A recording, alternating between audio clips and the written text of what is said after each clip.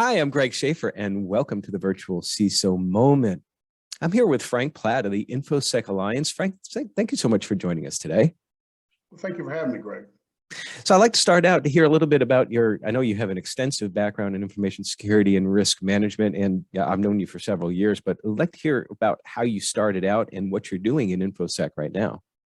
Well, sure. I started out in the telecom industry and moved over from that into, and we've had the fortune with a couple other guys to start an IT consulting group back when it wasn't even called IT. We didn't know what to call it. We didn't know if it was network consulting, software design, whatever it was. And in 2000, when we sold that, I found myself looking for something to do because I wasn't quite ready to retire. And one of the clients we had worked with through Y2K, some people may remember that, some people don't. Somebody thought it was a farce, and some people was. Anyway, it was an electrical utility company, a TVA distributor, and I had worked for them for probably 6 years. The company had, with their Y2K conversions. And I get a call from the executive VP, and she asked me to come meet with her. And I walk in, and we get to do our niceties, and I'm like, Marie, what do you want to see me about? And she points to her table, working table, and there's 3 inch-and-a-half 3-ring binders. And she goes, what are those? And I picked it up and opened it up. It said, Tennessee Valley Information System Security Practices.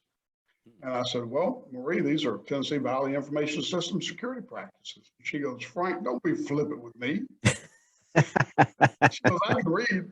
I'm like, well, Marie, I don't, what do you want me to say? I don't know what they are. And she goes, well, you have been around here for so long, and me and the board and the leadership trust you. Go figure out what that is. And I said, well, okay, that must be the next phase of my life, is to go figure out what information security is all about.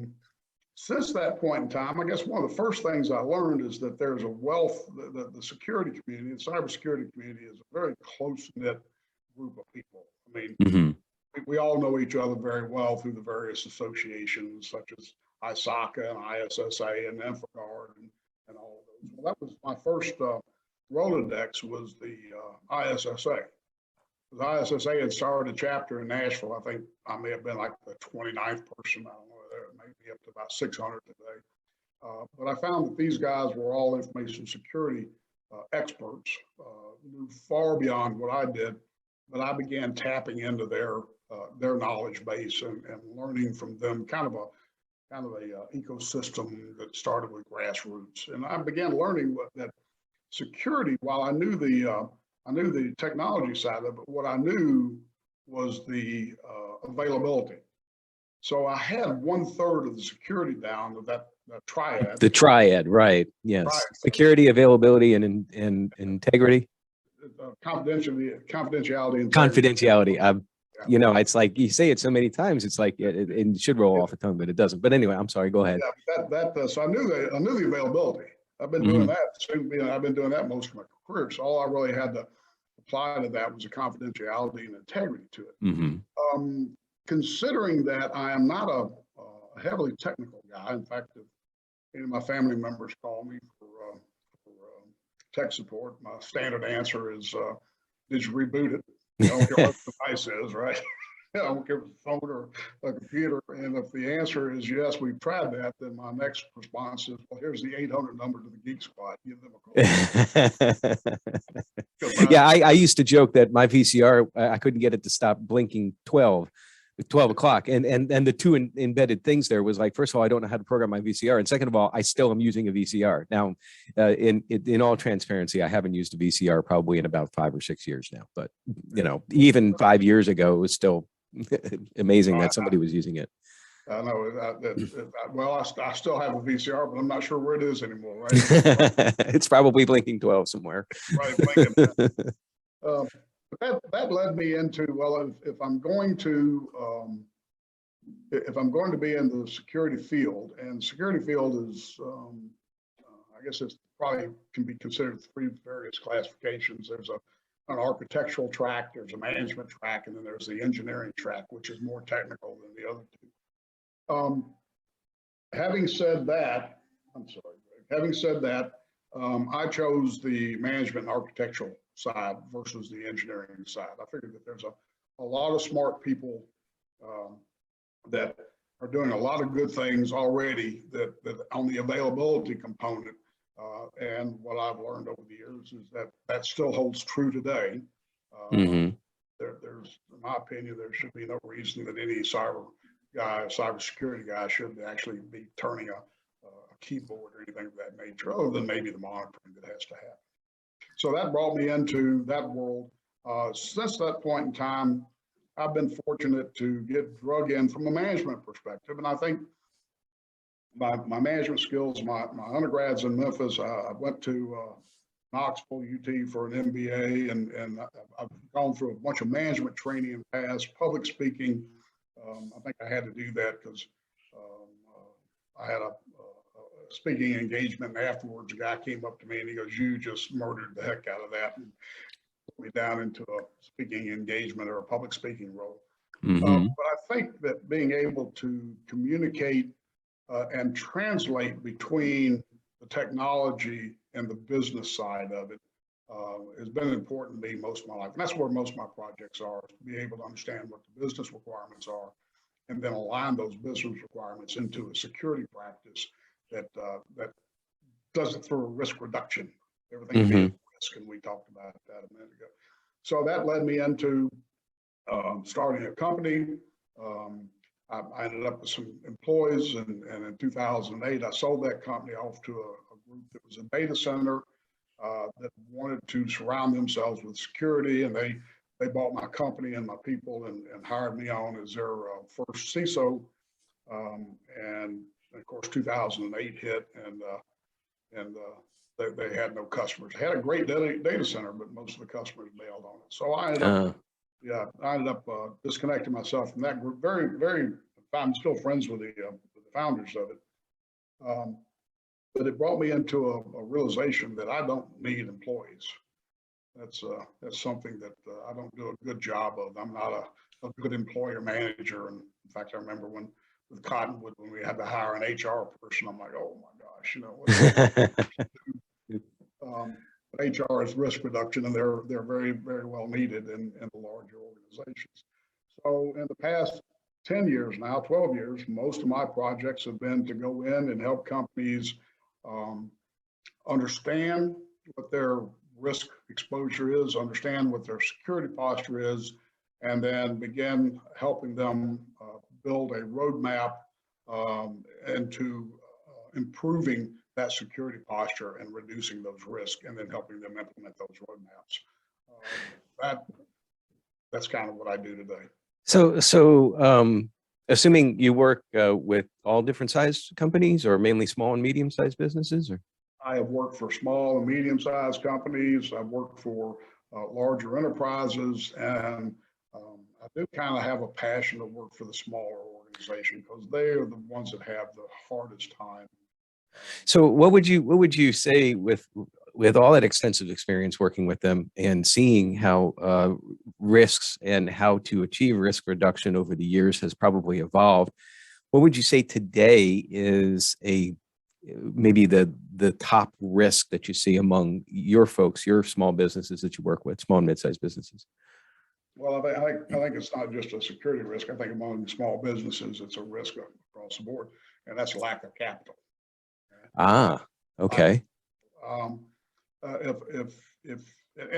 maybe not necessarily lack of capital, but a lack of understanding how to allocate that capital so that you are protecting your investments way beyond what you might ordinarily need if you're a solopreneur or an entrepreneur that has a startup going on and doesn't quite know how to go to that next level that's needed. So other than that is basically disciplines, hygiene. I know that's a big word out there, but what is an organization actually trying to do, and what is its core value to the world, and what am I doing to protect those core values for the world? I mean, I'm sure the business has business interruption insurance. There's probably key man insurance on the key people that are in the organization out there.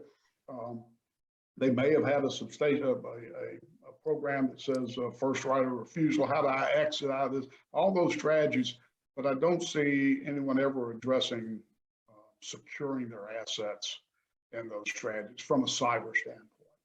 You know, it's interesting that you say that about that, and then to combine that with your first statement about capital or how to use it, because I know one thing that I've seen, and you may or may not have seen something similar, where you'll have your SMBs, they'll subscribe to these security services like SOC as a service, that sort of thing, or they'll have the monitoring service, or maybe they'll even do it in-house. They'll bring in a nice tool that the salesperson has said does all these things, blocks all this stuff, and slices bread and all that stuff.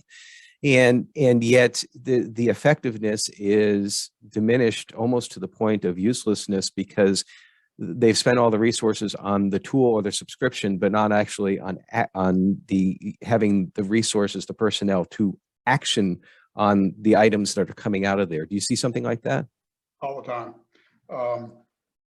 Almost, and that's not just limited to the small company. I've seen large multinational organizations that will spend a huge sum of money on the tool, but they won't necessarily spend or don't understand that they need to spend an equal amount of money on the implementation, how to actually set this up. They turn to rely on their internal resources to that. They say, hey, we got an IT team, they should be able to do it. But what they may not understand is that investment is maybe akin to a hospital deciding to put a new floor on the new wing out there. They're not going to turn their internal staff to build that hospital. They're going to turn out to an architectural group. They're going to turn out to engineers. They're going to turn out to subject matter experts to be able to actually help that. And once it's built, then it gets turned back over to the normal. Yeah, and that's an unfortunate aspect, I think, of sometimes the desire for the C-suite and the board of directors to just want to make security issues go away. But I want to switch gears here for a moment. And right before we started, we were talking a little bit about CMMC and that certification. I'd love to hear a brief overview of your journey through that and what your thoughts are for the future of that. Okay. Well, let's start from let's start from its genesis. Years ago, Congress passed an act called the FISMA-FIBS. And if you were a DOD department, or if you were a prime subcontractor, you had to go through FISMA-FIBS certification, which is security certification. In fact, you had to have a CISSP to be able to certify that. They couldn't enforce that on the private organizations out there, so it was a voluntary certification.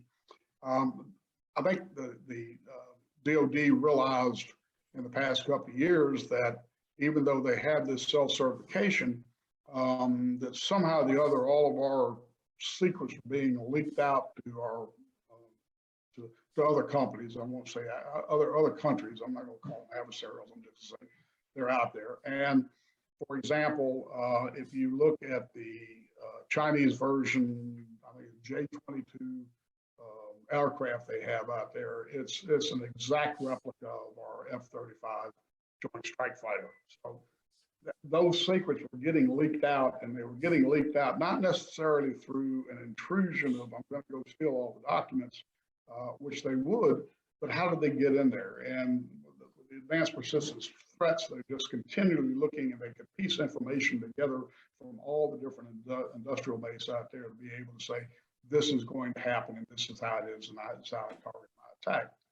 So in response to that, they realized that they had to be a better way for our defense industrial base. And anybody that's in, I mean, if you're building a heads-up display for whatever, you're in that DIB, there had to be a better way for the DIB to show that they were doing what needed to be done in the basic hygiene. And it became a certification model, and the CMMC is an acronym for Cybersecurity Model Maturity Model Certification, which basically means you're doing something in your environment out there what is it and how mature are you in the practices? And is it an ad hoc environment where you react to something, or has it been somewhat industrialized into the everyday practice of the company? So the attempt is to let's secure the defense industrial base. And if you're not CMMC certified, then you're not going to do business with the DoD. As they've just let that go out there. And they created a whole new classification of data. They call it confidential unclassified information, which basically they don't want leaked out, but it doesn't have a classified or a secret level. So therefore it doesn't have the controls on that information that those other two levels might have. It's interesting that the ecosystem that they have developed is considerably different from what I've seen of any of the other compliance models or certification models, and that you have a registered practitioner team that can act as consultants to help an organization prepare for a assessor to come in.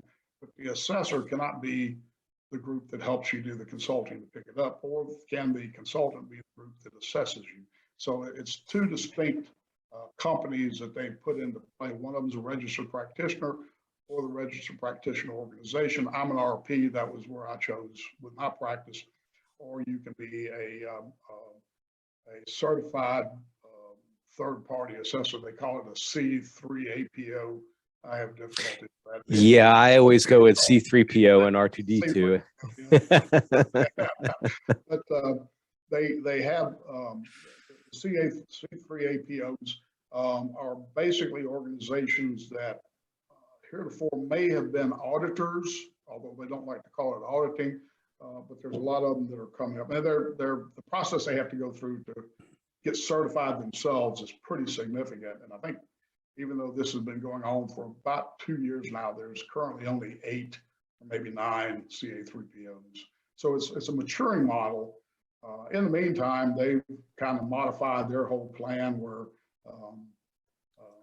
if you're going to handle any classified or confidential unclassified information, then you have to be at least at a level 1. And a lot of companies are already there, but they've never had to really attest to it. They've always assumed that they were there. So that's what that's all about. And do they actually now, I might be a little bit behind on this, but is there an actual CMMC, I guess if you say CMMC certification, it's kind of like saying ATM machine, but is there actually a certification out there now, or is that still in the not so distant future? Meaning, can someone come in and audit and present you with just like a SOC 2 report or something like that? Yes, they remodeled it. CMMC 2 is what they're calling it today. Mm-hmm. CMMC 1 had 5 levels of certification. They decided they didn't need 5, so they knocked it down to 3. Levels 2 and level 3 are still going through the process of what does that mean. Level 1's pretty well determined now. So you can actually get a CMMC level 1 certification today. Okay. But that doesn't necessarily, and the level 1 only is, they only address what's called the federal contracting information language. So they're going to, and this, by the way, this is mandated by 2026. Any company in that defense industrial base that wants to stay in that defense industrial base will have to be CMMC certified. So they've given, it's not an immediate thing, but as of 2026, if you haven't been CMMC level 1, then you won't even get the opportunity to review a contract. Ah, I see. So you actually have to have that certification for level 1 by 2026 in order to be able to bid. Sort of like, I guess this all replaced a lot of the self-attestation for NIST 800-171 at some point in time. No, actually, 171 is the actual document that they refer back to quite a bit on the level 2, which is when level 2 is now when I hit that CUI, that control. Oh, okay. So level 1 is less than 171. Okay. Right. I think 171 has like 15 controls in it that they address, where level 1 only has maybe 6. Okay. Okay. Well, it's sometimes, it's so fluid and it's very hard to keep up. You got so many different standards out here, so many different frameworks, so many different audit types. I know I was just on a call where we're with a client, we're finishing up with a SOC 2, and then we're going straight into ISO 27001 as well as CSA star. And it's like, my goodness, it gets to be very stressful. And sometimes you just got to step away from infosec. Obviously, you don't want this to be your entire life. And here comes the softball question, Frank, because I know what your answer is going to be. But in your spare time, what is a hobby that you really, really dig into that you're really hungry about, that keeps you balanced in the infosec world? Well, Greg, I have to tell you, barbecue. I'm so surprised. Well, I've known that for some time. I have never partaken in any of your creations. But how did you get involved with barbecuing? I mean, you don't usually see barbecue and infosec married together. I mean, well, from a preparation standpoint, from an eating standpoint, definitely you do. Well, it's interesting you would say that, because there's a lot of similarities in it. In fact, if you were to go out and talk to your security people or even your IT people, that most of them have a barbecue grill, and most of them like to barbecue. And I think the reason they do is because most people in this industry are process driven. They like to see a start and they like to see a finish. When you think about taking a shoulder, you gotta prep it. You got to make sure your fire is just right, not too high, not too low. You got to keep it on there the right amount of time, not too little, not too long. If you put the appropriate amount of rubs and you pay attention to it, what you end up with is a very good tasting piece of meat. Well, if you pay attention to the same in the cybersecurity field, or the IT field for that matter, if you do all your pre-planning, you prep everything, you get everything ready, you go implement, and then you enjoy, you have a very good, secure environment you walk through. So a lot of similarities to that. But to answer your question, how I got into it, I have a good friend, a gentleman named Kerry Bringle, and I've known Kerry for probably about a part of 30 years now. And Kerry had a desire to open a barbecue restaurant in Nashville for a long, long time, but he had a barbecue team. And I got invited to join that team probably 20 years ago. And that team travels around to a couple of different competitions. The primary one is in Memphis in May. Mm-hmm. In fact, I'll be there this May, I think it's May 12th through the 14th. And it just became such a passion of meeting all the pit masters and all the chefs that come in and out of that. And we party like rock stars for the first couple of days in Memphis, but then everybody gets really, really serious on Friday, because the competition has to be turned in on a Saturday. Well, to further that, I guess I had a good friend that's a civil engineer in town, and we were in Memphis and we were watching that big old mighty Mississippi flow down and watching all the barges and all that traffic that goes along with that. And he said, Frank, we need to do one of these festivals in Nashville. And to hear him tell it today, I was probably the only one out of 30 other people that he had talked to that didn't say, are you crazy? What are you even talking about? I basically said, well, that sounds fun. So let's go do it. So in 2008, we started the Music City Barbecue Festival. It's no longer something that gets done today, but we would bring in 120 to 150 teams into downtown Nashville on First Avenue and put up music. And we'd party with what we would consider 35,000 of our closest friends.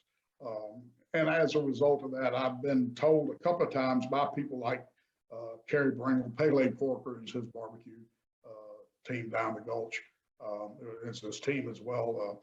Pat Martin with Martin's Barbecue and some of the other more famous pit masters that are around. That really, I was the barbecue festival was kind of the genesis for the barbecue explosion in Nashville. I would venture to say no. I can't take that credit, other than being probably stupid enough to go sink a bunch of money into a very fun event that I wish the city had not run us out of the downtown area. But once we lost the downtown area, we kind of lost momentum on the event out there. So that's also how I got to be known as maybe the That's where my barbecue comes into place, which I think you were alluding to earlier anyway. Oh, absolutely. And so everybody, like so many people in Nashville now have you to thank for their addiction to excellent barbecue. So, well, Frank, listen, I really appreciate you joining us today. I have to say, while you were talking about the barbecue, I have to think now about maybe we might have to start thinking about replacing risk heat maps with maybe risk shoulder maps, where, like, high risk is like raw, and like I don't know what overdone would be. I mean, that would be a high risk too. I mean, right in the middle, a nice medium rare. That's where I like stuff. But think about the last time you had bad barbecue, right? Yeah, exactly. Never. Well, listen, thank you so much for joining us today. Really enjoyed the conversation. Some really great information on CMMC, and for everybody else, stay secure.